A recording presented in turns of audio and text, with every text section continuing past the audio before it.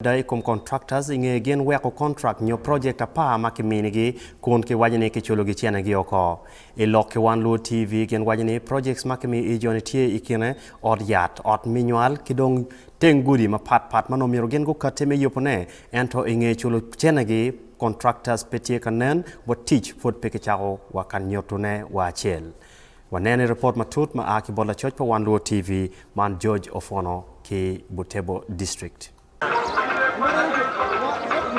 Butebo manwang'ere yuwuok wang' chieng' piny ma Uganda ka obinti baro wuok kuom district ma Palisa e oro ma 2017 gatong'a madhirore ji ma piny Ishalin kony mapiyo piyo. Inwang'ruok ni district me ochungi kakare obinti mi jolak pesa maromo bilion 1 ma geto kabedo pajura dhumbe. To kada bedi nende ni ochoki oro lak pesa maromo bilion 1 me tunguye kada 50 bara fodi kirigunyon geto maka bedo pajura dhum i district ma Butebo kanyachiel kod gombelo ma Butebo uchungo mungoe medero kada mathin. That administration block was begun by Madam Nakitio, who was the cow then.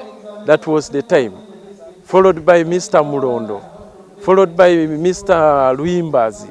Now I have a new cow whom I'm working with. So it has undergone so many changes.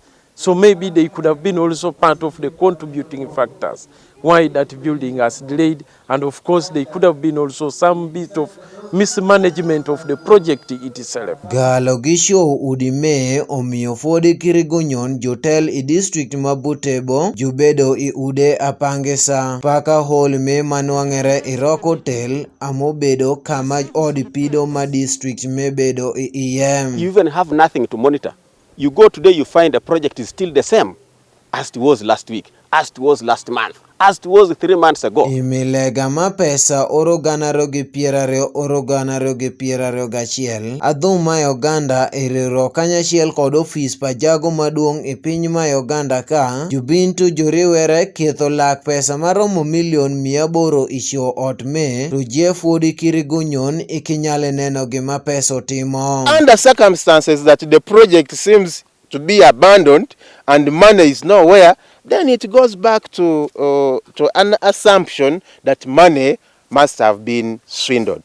But just like I have said, I have already instructed the COW to ensure that we have our first district audit service delivery audit committee, and all these issues will be discussed. Inwang'ruok ni pama me uchoki oro lak pesa makalo bilion 1 kod milion 500 igeto ot makirumi me genere ni doko mito pesa maroma ma nyaka ng'ei geto mere urumi motire. You know, this financial year allocation was 650 million.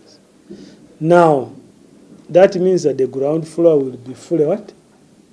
Finished and furnished. Now the next floor, for it to be completed with everything, we need around 1.4 billion. Kanyuol pamon e od yath ma madala maradek makachuru doka mobedo geto man machungo i district ma Butebo. Ka kuom pesa mamitere milion 617 nyaka ng'e ot mochungi wachere ni jageto minyo pamo chore gi baya ng'wech to weyo tich otiyo kimiyogo pesa matimo 70 mawi 100 kuom pesa me. When government allocates 600 million shillings to a district and the contractor fails to utilize this money, then it is a disservice to the government, and we are giving a disservice to our people. They will continue suffering. Why do we have all these challenges? Is because of lotting. You get it? Lotting what? Projects. You find one contractor has 4 projects he's running across the country. So you pay him money, in Butebo he takes to Kumi.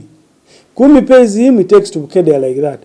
So the solution would be, let the procedure of lotting be abolished. Geto chuma mamuogo ishalo machiro ruma moshamo adhum ma Uganda lak pesa milion 60 kanyachiel kod geto choroni ma oro pi i district ma Butebo moshamo adhum ma Uganda lak pesa milion 44 odoko amamedere iwi geto mopokere mochungo i district me. Are we going to continue in the same kind of disorganized way of doing things, as they say, local government.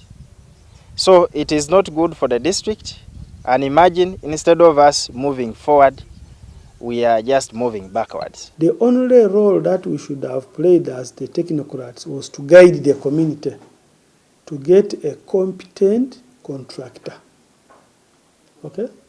Otherwise, for us, we didn't have anything directly we were handling. Pama me bedo nyaka oro abishu ka kethi district ma Butebo ikakare. Aka wachere ni girwenyo lak pesa makititere. Wabedo ka wapenjere ni ngawon mabero pusa itimi me. Ideally, I would think the topmost technical supervisor, and that is the cow, because he's actually supposed to look at these particular heads of what?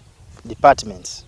Not looking at them doing some of these mistakes without being held. These are all about poor bidding. You know, bidding without knowing the real what? Cost. Just being moving that I have a contract, yet at the end of the day, the contract may not benefit you. Timi me rejo mogo I district ma Butebo minyo pama jokwane adhum mamalo bero ya wange mapio pio. Amobeda shiele kum atunga mumio dongo maka fudi nitie chien. Even if you are sent 10 million and you don't have capacity, you will misuse it. You will not use it well. Whoever will be found guilty of mismanaging even a single shilling of the people of Butebo, he will be held solely responsible. Iloka ngea mochwingi One Luo TV, an Jojo Fono gi